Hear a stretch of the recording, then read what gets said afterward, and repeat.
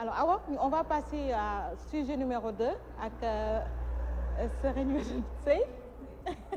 waaw après dañuy jàll tamit ci soxna madame Kassé toujours donc c'est par rapport ak li nga xamante ni moo di la loi sur la réglementation de la médecine traditionnelle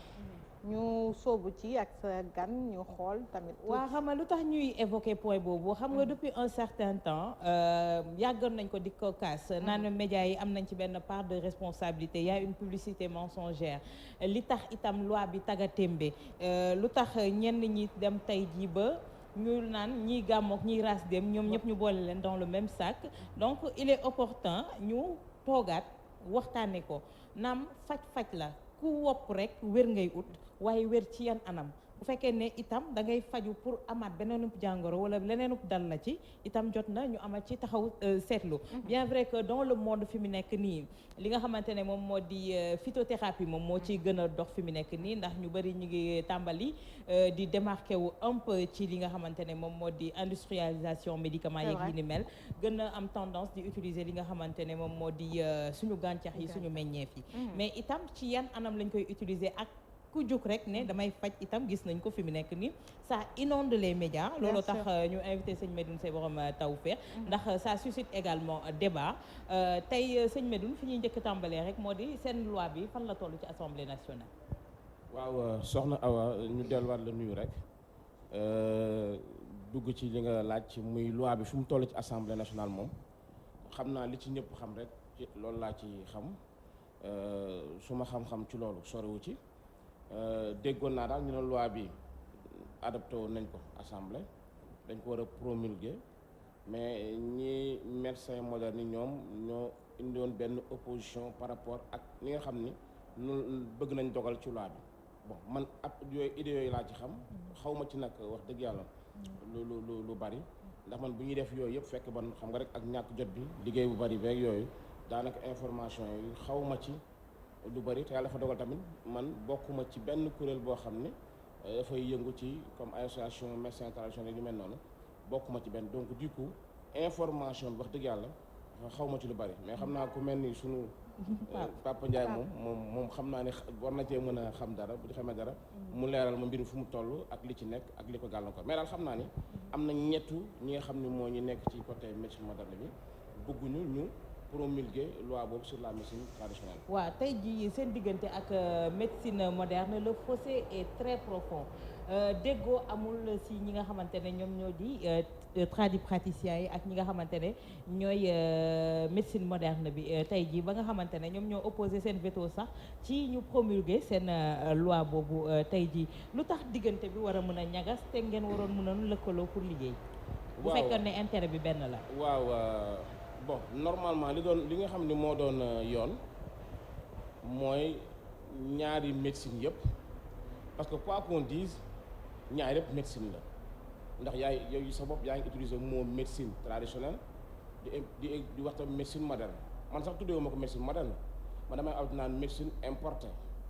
elle n'est pas moderne elle est importée jóge ci pays étranger ñoo Sénégal fii dafa am médecine traditionnelle ak médecine importée ñii def médecine importée nag ñoom dañu am benn regard boo xam ni bu xeebu maanaam dañu xeeb nawuñu wala boog nawloowuñu wala joxuñu cër ci ñu ci ëpp am na ci ñoo xam wax dëgg yàlla jox nañu cër mais li ci ëpp dañuy am benn regard boo xam ni bu xeebu par rapport ak ki nga xam ne day def médecine traditionnelle xam nga nit ki nag bu dee dafa di sa nawle nga di ko xool bëtu xeebeel moom it dalay xool bëtu yabeel du la naw te li amoon solo mooy ñu xam ne ñun ñëpp muy médecine moderne muy médecine traditionnelle kenn ku ci nekk ci ñun lenn rek moo ñu war a yitteel mooy nit ñi nga xam ni ñooy feebar aji tawat yi ñu fexe indi leen solution ci seen i jafe-jafe seen wér-gu-yaram léegi nag muy médecine moderne bi comme muy médecine traditionnelle bi ku ci nekk nag sa côté yaa war a xool nan nga war a doxee ba nit ñi parce que nit ki dafa war a am choix mu xool ne man kat jëli ay plante moo ma gënal wala mu ne man kat bëgguma plante garab yële yu tubaab yi laa bëgg jëli mu am ci yëg-yëgu boppam mu choisir boppam kon dañu war a teg ñaari camps yi ku ci nekk fexe ba defar sa wet ba nga xam ni ku ñëw ci yow nga fexe nu mu toogaate foofu bañ a dem ci beneen kii mais ñu xam ne rek finalité bi mooy wér-gu-yaramu nit ñi société bi nga xam ne ñoom ñoo feebar. léegi nag bu fekkente ne nag dafa am ñaar ñoo xam ne dañoo bokk benn mbir te kenn nawlawul sa morom kon fossé bi dafay gën a yaatu. léegi nag muy ci ñun médecine traditionnelle muy ci médecine moderne fu ci ne am na lu baax am na lu bon fu ci nekk am na ay avancées am na ay jafe-jafe parce que tam nit la nature humaine mooy ànd ak ay couac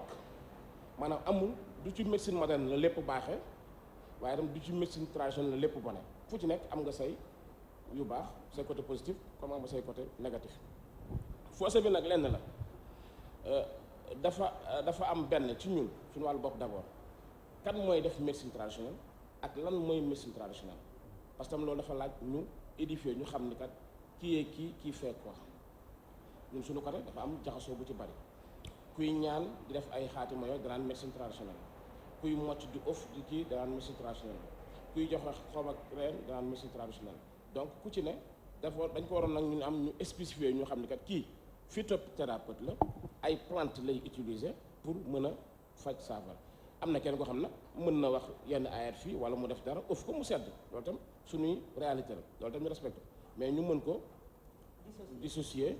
bu ci nekk ñu mën a xam ni kat lii mooy kii mooy def lii kii mooy def lii. ci beneen côté bi tamit ñuy def médecine moderne ñu xam ni dafa am réalité boo xam dafa am muy médecine traditionnelle ak lu mën a am fii la mës a nekk te du fi jóg mukk nit ñi tant que ñu ngi dund dañuy dem vers la médecine traditionnelle parce que lu tax nit ki mën na am sax de première intention mën a man garabu olof bëgguma ko médecine traditionnelle du ma ci dem gëwuma ko y a des gens qui le disent c'est leur droit mais bu ñu demee hôpital ñu dem lu mat 7 hôpital def 64000 analyses garab bu ne ñu naan ko wéruñu qu'est-ce qu'ils vont faire dañuy résigné wu toog xaar dee mais nit du def loolu boobaa nag danaan comme que dem naa fee ba sonn ma dem essayé ji fële mais imagine mu essayé fële par suite mu gis fa résultat bu baax mais kooku boo ko bëggatee wax ne ko médecine traditionnelle baaxul du la déglu te ku mu xamati mbokkam bu feebar daanaka bul dem fële parce que tardé woon naa fi demal fële comme tam ñun suñu kat tam am na koo xam ne bëggul garabu tubaab garabu olof moo gënal mën na ñëw ci garabu olof yi tam du gis résultat mu sonn ci mu dem ci médecine moderne ba gis fa résultat kooku tam boo ko waxee ne ko demal fële du la faale daan na dem leen fële pour wane ne kon du fépp moo baax du fépp moo bon li am solo rek dañu war a fexe ba kenn ku nekk ci ñun ñu nawlante ñu xam ni intérêt population ba strict moo ñu war a doxal waaye nag lépp important ku ci ne li ngay def nga def ko ci xam-xam teg ko ci yoon man noonu laa gisee. mais Pape ci wàllu loi bi nga xamante ne moom moo war a encadrer médecine traditionnelle yàgg nañu koy évoquer à tout le temps ñu soulever ko tegaat ko ci suuf. waaw li dal code de la presse ci wàllum journaliste yi moom moo dal loi boobu parce que boo xoolee code de la presse assemblée nationale voté na ko président de la république promulgué ko ñu publié ko dans le journal officiel mais li nga xamante ne moom mooy décret d'application ba léegi signé guñ ko te loi ni muy tëddee mooy balaa ñu koy mën a commencer appliquer fi muy njëkk a jaar mooy il faut conseil des ministres adopté ko bu fa jógee dem assemblée nationale député yi wote ko bu jógee foofu noonu président de la république promulgué ko bu ko promulgué ñu publier ko dans le journal officiel ci lañ koy soog a mën a appliquer mais parrain saa yi am na ci loi yoo xamante ne vraiment ci fenn ci circuit bi rek fa lay tagga tembee parce que parrain saa yi day am ay résistance yoo xamante ne parce que li leen dal ci loi boobu noonu moo dal journalistes yi ci seen loi bu bees bi ñu war a adopté en fait parce que am na ci ñoo xam ne arrangé wu leen moo tax dañuy def ay lobby dañuy def lu ñu mën pour que ñu bloqué loi boobu noonu man nag li ma ci gis mooy état bi il faut que mu xam leen loi boobu noonu c'est-à-dire que ñu indi ko ñu ñàkk ko fi indi nit ñi kenn mënu leen teree dem ci médecine traditionnelle ñaareel bi tamit mooy mais man gis naa fi nit ku feebar koo xam ne day dem ci hôpital yi ñu seet la gisuñ dara ci yow bu demee ci médecine traditionnelle ñooñu ñu koy faj am na ci yoo xamante ne am na ci feebar yoo xam ne da ngay dem hôpital mënuñ ko faj boo demee ci médecine traditionnelle ñu faj ko kon li may gis mooy collaboration moo war a dox en fait ci diggante ñaar yi ñu xool naka la ñuy lëkkaloowee liggéeyee parce que sénégalais moom kenn mënu leen tere dem ci médecine traditionnelle mais nag bu may wax médecine traditionnelle c'est-à-dire exercice illégal de la médecine taxul may wax parce que boobu loi bi daf koy tere mais côté bi may waxee mooy dafa mel ni miraas bi ñuy ñëw waxtaane léegi loi bi dafa ne ku mu neex nga dem miraas ñu miraas la ci charia ku mu neex nga dem ci loi bi ñu appliqué la mais aussi foofu ne nit ñi tamit am nañu liberté boobu ku mu neex da nga dem hôpital mais ku mu neex nga dem ci médecine traditionnelle loolu moom yaakaar naa ne état bi mënu ci dara donc vraiment côté boobu moom mais sëñ Medou mi ngi koy wax tey jii xam nga mënuñu différencier léegi kan mooy médecin traditionnel kan mooy ñaankat bi kan mooy parce que da ngay gis ku taxaw ne médecin traditionnel la damay faj rab damay faj jinne damay faj lii est-ce que kooku on peut le considérer comme un médecin traditionnel muy benn point ak ñi nga xamante ne tey jii dañuy ñëw xamuñu reen xamuñu sunguf xamuñu dara dem witti seen ay xànc ñëw teg ñooñu itam bokk na ci ñi nga xamante ne tey moom moo indi problème bi ba nga xamante ne la médecine moderne s'oppose à ce que tey jii ngeen am charte bu leen di may wala cadre bu leen di encadrer pour ngeen mën a def seen liggéey. waaw soxna Awa loolu nga wax benn partie ci lu nekk la dafa mbir mi dafa jaxasoo lu neen ci biir waaye nag lépp ngi ci biir taxul nag nga tuur ndoxu sangukaayu liir bi ak liir bi am na lu ci baax nañ ko génne ñu organiser ko on a juste besoin ñu organiser ko xam kan mooy kan boobu loolu yoon moo ko mën def état bi fexe ba ku ci nekk nga ni yow médecine traditionnelle nga nekk ñu saytu la mettre la à l'épreuve ñu xool la nga mën a bu ko defee ñoom dañ xam ni kat kii kat état bi xam na ni mën na li muy def testé nañ ko vérifié nañ ko xool nañ ko ci vécuam pendant des années comme man depuis 14 ans maa ngi ci li ma nekk fi ma daan nekk laay nekk ba léegi dëkk yi ma daan dem laay dem musuma toxu musuma pousse fenn chaque jour heure yi ma daan xëy di liggéey laay liggéey damay guddee wàcc ba tey tous les jours am na keneen kuy def noonu am na keneen kuy def noonu mais ñu situé xool ku ci ne nag ñu xool na nga mën a bu ñu nee ma xam ne am na ñoo xam nii kat nee nañ xam nañ ni mën nañ li ñuy def wala boog accordé nañ leen ko ñun boobaa nag dinañ am suñu ordre ñun tam comme ni ñeneen amee seen ordre ñu mën di xàccandoo di dóorandoo mais loolu tant que defuñu ko jafe-jafe dana am par rapport nag ak yaa ngi wax sànq affaire exercice illégal man bis mës nañ moo wax ci affaire exercice illégal mi ngi ci yoon sax bon mais damay ci bref nii wax na rek lan mooy exercice illégal pour man exercice mooy pratiquer li ngay pratiquer nga dem nga piqûre wala nga joxe garabu tubaab wala nangam nga def ci loo xam ni yow médecin ba moo ko war a def mais joxe xob ak reen baxalal naanal seggal nangam loolu gisuma exercice illégal bu ci ne du maako médecine traditionnelle yoon déjà nee nga voté nañ ko kon mën nañ ni mi ngi en cours lu ñu accepté même bu fekkee ni yoon waxugu ko ne nangu nañ ko mais c'est toléré nit ñaa ngi koy def vécu la bu fi yàgg mais dafa am benn problème baax mooy Sénégal fii dañuy ñëw mën nga topp ci lan moo tax nga xam nangam maanaam nga porte ci nit plainte mos nga dégg ñu wax délit de savoir Sénégal dañuy porter plainte nekk ci délit de savoir te yow li nga xam lu nekk xew Sénégal li nga xam waroo ko xam li nga xam waroo ko xam lu tax nga xam ko foo ko xamee ak noo ko xamee xam nga la moo doon essentiel li nga xam ni noonu la wala du noonu dëgg la wala du dëgg am na erreur wala amul erreur bu fekkee nekk na rek muy xam-xam bu wér rek noo ko xamee loolu ak foo ko xamee ak waroo ko xam kooku pour man waratu fa am pour ni kon te nag y a une chose muy médecin traditionnel bi comme muy médecin moderne bi yàgg naa ko wax baatu médecin moo leen boole kii dafa ni traditionnel kii ne moderne mais baatu médecin bi ñoo ko bokk médecin baatu grec la chaque jour moo ko lu muy signifier médecine art de guérir art de donner des remèdes waaw ki nga xam ni médecin la kon war na mën a xam ci nit ki muy liggéey parce que yow sa matière comme yow journaliste wala Awa Diop seen matière yi ngeen ne yow ku la dégg ngay wax ci wàllu yoon da nga naan kii dafa def bac plus 64 ans yaa naa ku am nekk en procédure en droit mais ni nga amee facilité bi explique nit ki Sénégalais bi comprendre ko juriste de renommée internationale amul boobu tact boobu yàlla mooy dogal loolu pourtant taxul nga àtte kenn nag kon ñun tamit à notre niveau dañu war a xam nit ndax matière bi ngay liggéey boo ko xamul doo ci liggéey mënoo leen yow may naa la nga faj nit ki waaye nit ki yow waroo koo xam kon ci tatam nit ki da nga ko war a xam ce sujet bi ngay traité da nga ko war a xam comprendre ko nga mën ci agir pour ne rek foofu moom médecine moderne médecine traditionnelle moom àdduna lu yàggu mukk ba ñu collaborer parce que ay wujju lañ mënuñu collaborer parce que mais médecine moderne ñoom il faut que ñu nangu ne am na ci loo xam ne mënuñ ko faj te traditionnel mën na ko faj ñoom il faut que ñu nangu loolu tamit ma ne man Sénégal da ngay gis médecin moderne bu dem ci médecine traditionnelle di faj bi du fi jeex am na médecin traditionnel yoo xam tamit ñu ngi dem ci médecine moderne la adduna c'est comme ça c'est vrai c'est comme ça. mais tey lu tax collaboration bi mënul am au Sénégal parce que am na yenn dëkk yoo xam te ne Pape da ngay dem ci hôpital ba dañ ko xaaj léegi dafa am côté boo xam te ne dañ fa bàyyi phytothérapeute yi am côté boo xam te ne médecine moderne moom moo fa nekk ñoom suñu defee ay analyse xool jàngat dañuy woo médecin traditionnel ñu toogandoo mu nekk benn colloque boo xam te ne dañuy étudier loolu te ça existe soo demee Japon am na fa soo demee Chine am na fa soo demee Inde am na fa léegi dafa am collaboration mu am entre médecine moderne ak médecine traditionnelle pourquoi au Sénégal tey jii ngeen bëgg indi rivalité boobu bëgg nekk ay wujju te loo xamante ne c'est au bénéfice du peuple non fii nag dafa am ñoo xam lu ñu bëgg ki nekk médecin traditionnel dañ bëgg mu yor benn basangam boo xam day am 4 trous 5 trous yor benn ngàddu guróom sol benn yére bu xotteeku bu français dëkk ci benn baraak boo xam ne janax yaa ngi daw mu yor ñetti sunguf boo ñëwee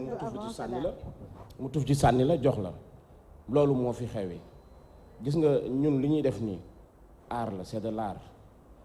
art nag boo koy def da nga koy teg ci yoon médecin traditionnel dafa war a xam ci li muy liggéey nit dafa war a xam nit dafa war a xam garab yi muy liggéey kii ñaan dafa war a xam nit rawxaanam yu mel noonu xam xuddaamu yu mel noonu xam ci li muy ñaan ku ci ne man su ma neexoon ci wàllu ñaan amul xaatim bu nit di xaatim te xawuma ko mënuma ko duma ko def lasaraar maîtrise naa xam naa ko am na ñoo xam ne jàngal naa leen ko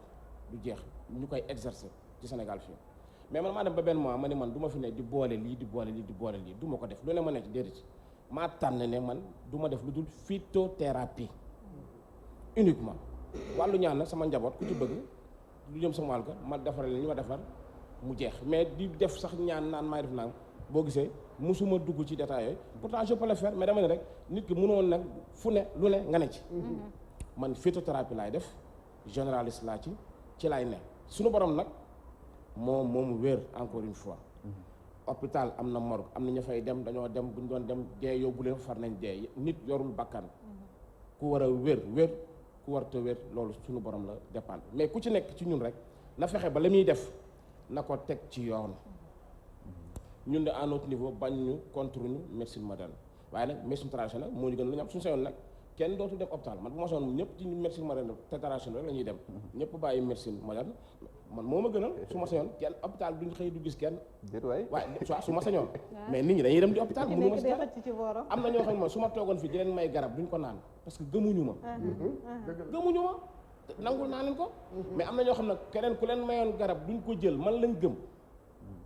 ñi ma gëm nañ ma bàyyi ak ñoom ñi gëm keneen ñu bàyyi kenn maanaam ñi gëm médecine traditionnelle su ma nee ñu ma gëm man waxuma man personnellement mais par rapport ak médecine traditionnelle laa am na ñoo xam ne ñun lañ gëm médecine traditionnelle bu leen keneen doon may garab bugguñ mais am na ñoo xam ne boo leen doon may garabu traditionnel bugguñu ko duñ la sax xool kon nag nañ bàyyi nit ki mu choisir comme en Inde comme ailleurs ñu xool nit ki mu xool moom li mu bëgg luñ bëgg rek mooy ñu organiser ñu ñun bañuñ nañ ñu organiser wu ñun ay citoyen lañ ci réew mi lañ bokk nangu nañ tegu ci yoon lépp sart boo xam ne yoon nañu ko tënk ñu dañ ko nangu danañ ko teg nañ ñu dimbale ñun ñu organiser ñu ci bien-être population bi ñun ñu mën a xam li ñuy def ñu xam kii et kii ci tënk daal mooy pour le moment collaboration médecine traditionnelle médecine moderne pour man tollooguñ foofu li ñu war a njëkk a def mooy ñun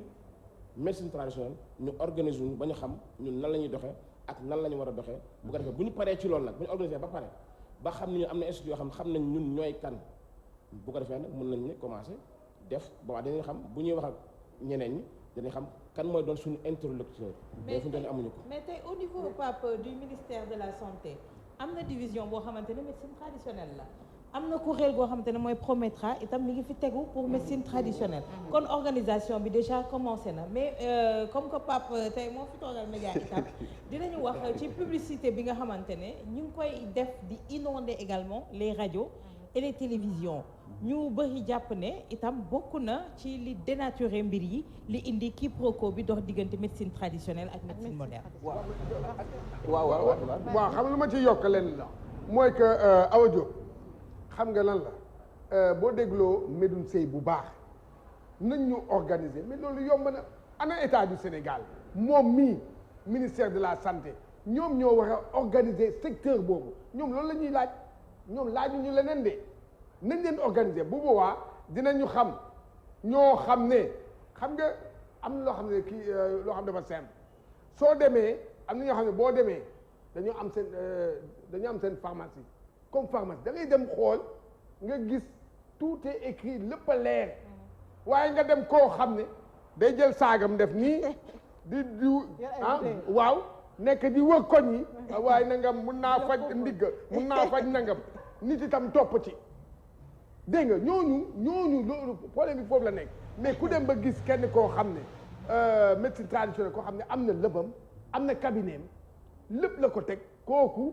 bokkul ak kële organisation bi nag état du Sénégal moo ko war a def du kenn nag ñoom la lu di njaag ñoom la. et puis li ma ci waaw surtout en fait li may ajouté ci li Cheikh Tidiane wax moo di ni nga koy gisee ci côté médecine traditionnelle nga koy gis également ci médecine moderne yenn saa nga gis ñoo xamante ni ci médecine traditionnelle dañuy ñëw proposé la jox la sunguf jox la ren te xamuñu sax fi mu nekk lu muy faj ak ndax baax na nga dem également ci médecine moderne gis nañ fi ba tey des faits divers yoo xamante ni ils se disent médecins alors qu'ils ne sont même pas médecins ñii naa gynéco la ñu di accoucher alors qu'ils ne voilà donc tu vois voilà donc je pense que ci ñaari corps yo est-ce que Pape ci médecine traditionnelle mën nañu wax exercice illégal de la médecine est-ce que itam la presse amu ci benn part de responsabilité parce qu'on tend notre micro à tout le monde ku ñëw taxaw rek on voit le plus offrant. ñooy defar ñooy yàq. ñun ñooy defar ñooy yàq. laajal bu njëkk bi laay tontu. en fait ñu jëm ci wàllum publicité bi. code de la publicité mi ngi en gestation. ñi ngi ci def ay liggéey ay saytu ak ay waxtaan ak yooyu xel ak xalaat ñu ngi koy bindaat en fait pour xool naka la ñuy organiser lu jëm ci wàllum publicité kooku moom gars yi ñu ngi ci waxtaan bi ak yooyu noonu. buñ ci noppee dinañu am code de la publicité boo xam ne daf ñuy leeral ñu xam bu baax a baax lan la ñu autorisé lan la ñu tere lan la ñu kii bi bu dee wàllum exercice illégal bi kii doon wax en fait suñ ma disee junñu na ko léegi c'est-à-dire que bu ñu naan exercice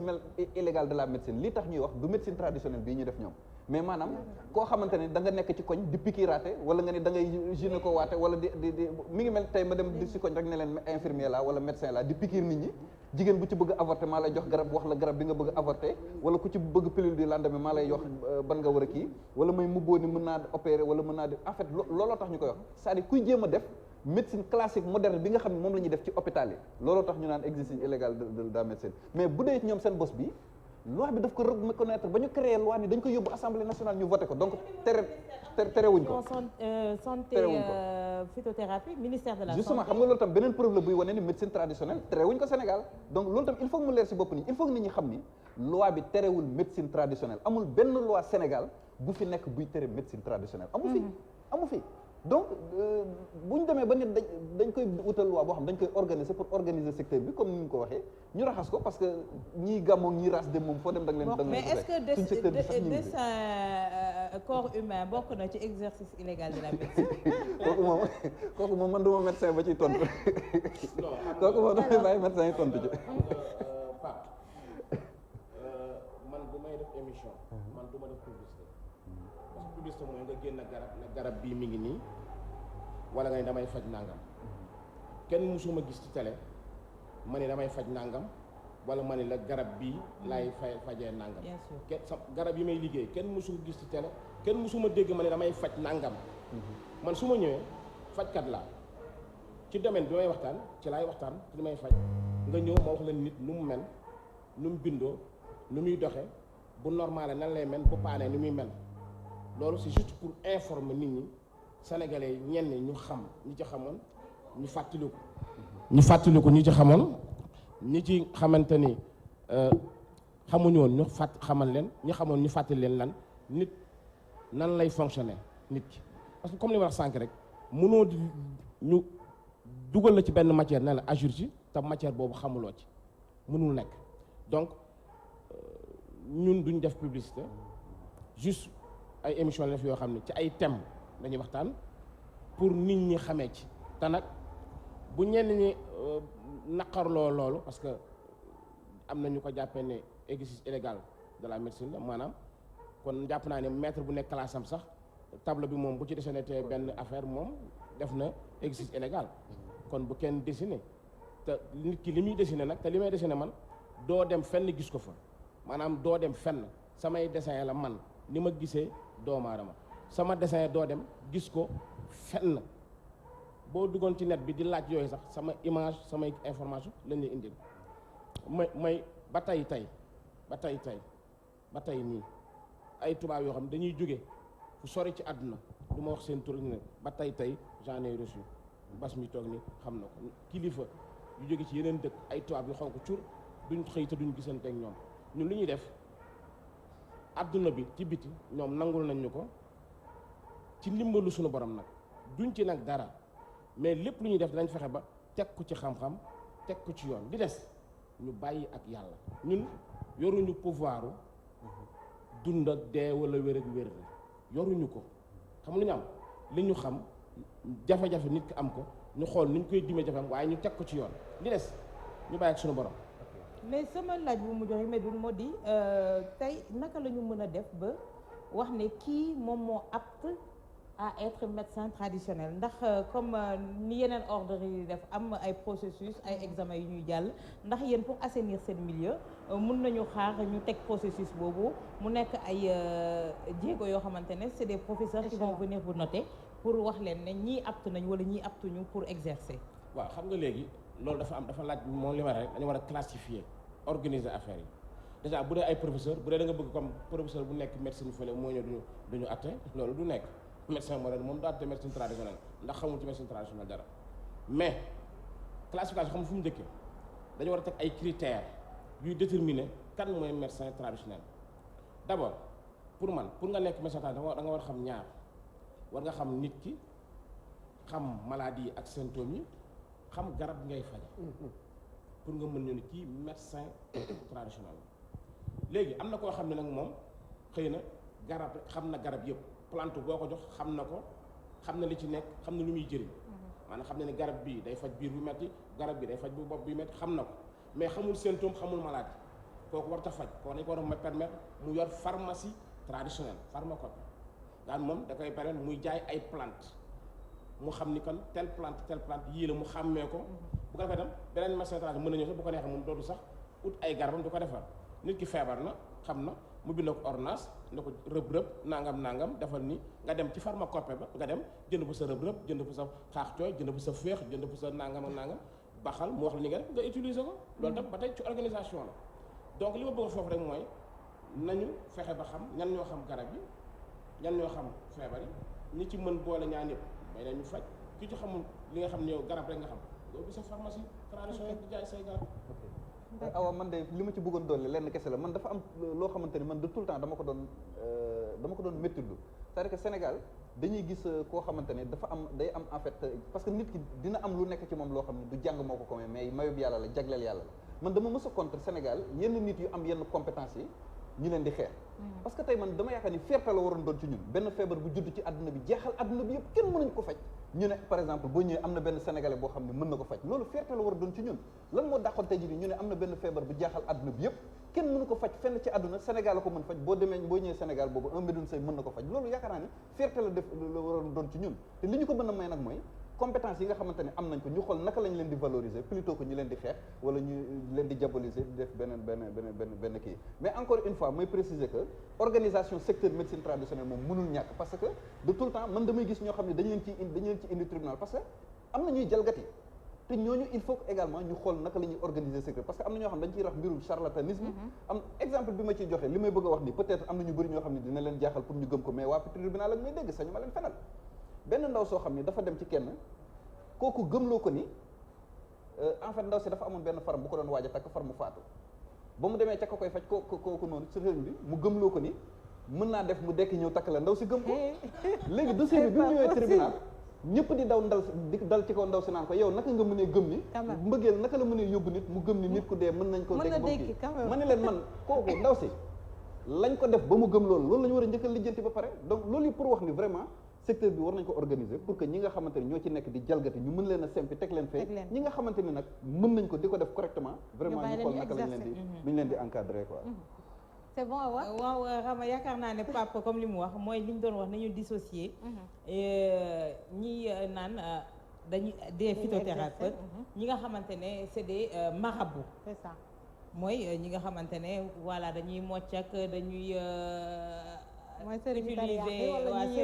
voilà comme ni Medoune doon wax naan lasrageeg ñoom seen ñooñu si loolu la ñuy yëngu ñu def loolu ñi nga xamante ne nag wàllu gàncax la ñu xam ak yooyu di ko jëfandikoo ñooñu tamit yem ci côté boobu itam beneen problème itam wax nañ ko posé mooy ñi nga xamante ne ñi ngi daj seen table di jaay reen yeeg gàncax yeeg yi ni mel ndax loolu tamit amatina njëriñ parce que dafa am ay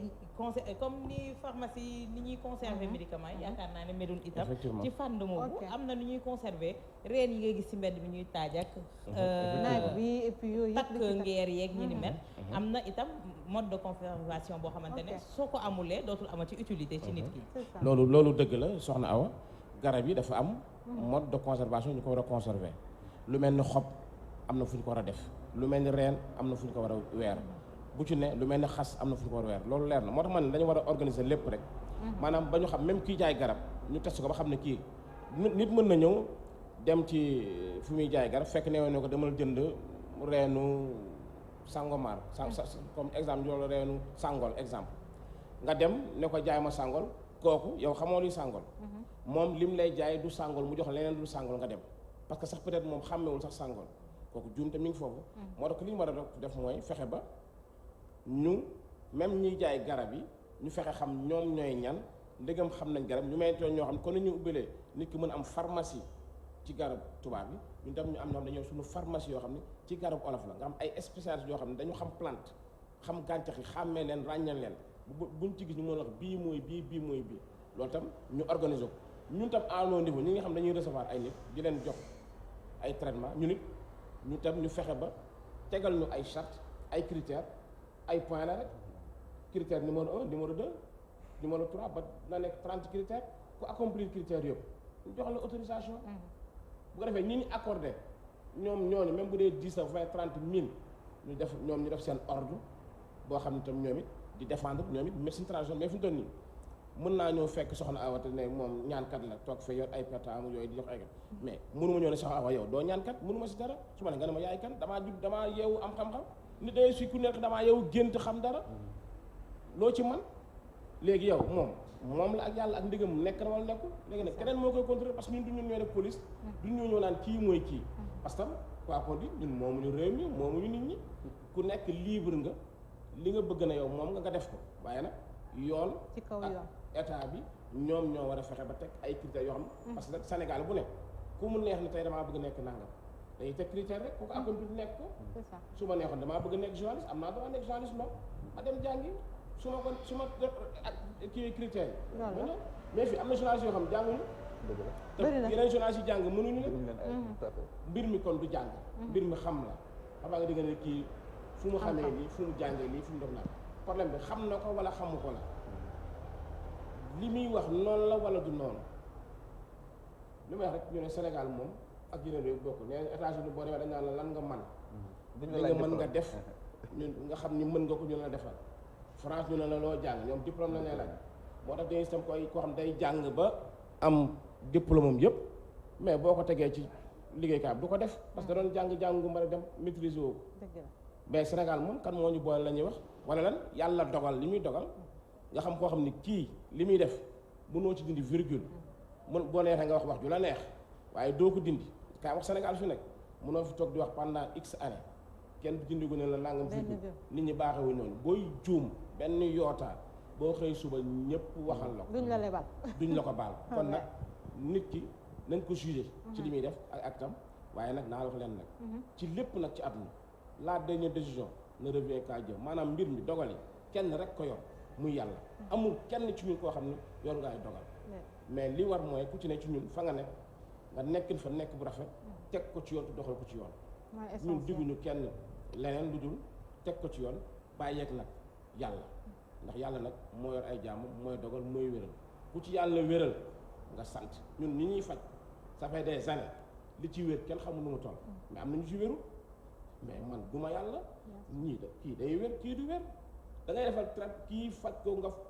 cas bu critique nga faj ko mu wér keneen ku mu nekk lu ñàkk fayda nga xam ne lii la nga faj ko du wér mais du yow yàlla la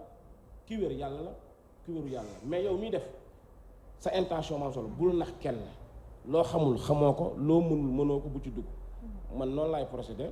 le reste nag bon délit de savoir lu tax nga xam lu tax xamoo amul fenn ñu porté la plainte ci da ngaa xam Sénégal la am. kon daal moo waraloon temps yi rek je pense que amoon nga ci benn problème bu mel noonu buñ ko doon wax sax journaux yi bind ci ak yëpp. waaw loolu la maanaam li nga xam. waaw foo ko xamee lu tax nga xam ko waroo koo xam donc comme que xam nga ko te diw moo ko waroon xam. yow waroo koo xam. kon yow exercice illégal ngay def. mais man daal ci pratique bi daal ku fa ñëw. xaw ak ren sangul naanal diwal kaas suba kaas ngoon man ci loolu laa dossier bi classé nañ ko censure tab dina bi kooku moom pikiiru ma opéré wu ma wax dëgg fajuma góom def waaye yaa ngi dessiné nag Médoune. dessin moom wuyu ma mi ngi dessiné bu baax mais li may dessiné xam fa la doon dossier bi procureur classé na ko censure may jaratul sax ñu ciy wax xam nga lan moo doon neex sax papa xam nga lan moo doon neex sax bu fekkoon dama dessiné dara nga dem ci livre wala nga dem ci internet bi nga fekk ko fa nga ni kii daf ko xool fenn sax ok mais li may dessiné man nañ dem xool fu leen neex duñ ko fi gis soxna Awa mi ak ay laajam ak ay laajam man li may tontu ku ci gis kaay ma mën naa def erreur nag parce que nit kese laa du ma yàlla xaw ma lépp bien sûr nul ne détient le savoir waaye nag danaa def ba lépp lu may wax lu ma xam lay doon lu ma xamul du ma traîner foofu parce que bugguma ku ne ma nàngam bis bu ma juumoon tamit damay nangunu damaa juum parce que man doomu aadama laa simple du ma jinne du ma leneen nit laa képp waaye nag asgor laa su ma ndey nekk fii su ma bàyyi ne su ma njaboot ne fii ma dëkk fii musumaa génn réew mi musumaa jóge ci bërëb dem ci fi man leen laa ne lépp lu ma naa ko teg ci yoon ak ci ngor léegi nag am na junni yu ma bëgg am na junni yu ma bañ am na junni yoo xam ni ma yàlla def neex na leen am na junni yoo xam dañoo mer ki mer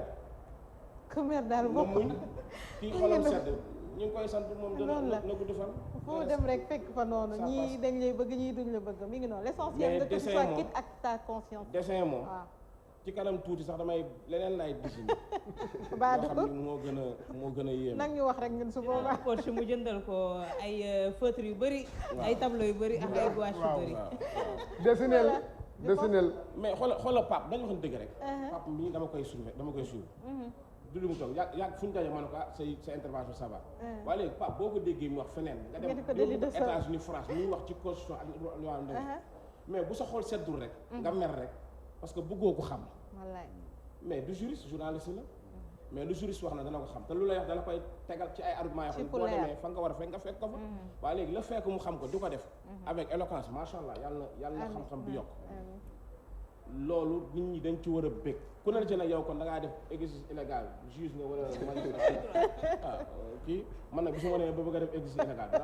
maanaam man suñ mën a woon sax kaay nekk médecin moderne man bugguma man médecin traditionnel la piqûre ma faju may góom opéré wu ma